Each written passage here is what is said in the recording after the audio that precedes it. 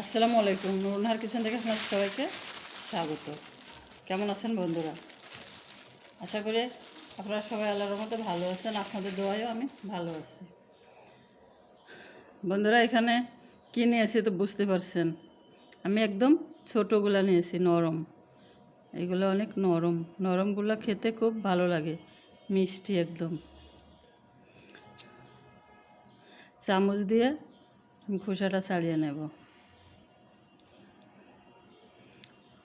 বন্ধুরা, যে গরম পড়া দিছে, এই গরমে তালশাঁস খেতে কিন্তু খুব ভালো। আর যদি একটু ফ্রিজে রেখে খাওয়া যায় তাহলে আরও ভালো, শরীর ঠান্ডা হয় একদম। আমরা বলি এটা তালশাঁস, আর অনেক এলাকায় বা ঢাকায় বলে পানিতাল। এটা একটু মানে একটু ছিদ্র হয়ে গেলেই পানিটা বেরোয় যাবে। পানিটা কিন্তু খুব ভালো লাগে, মিষ্টি একদম, ঠান্ডা পানিটাই খেতে মজা।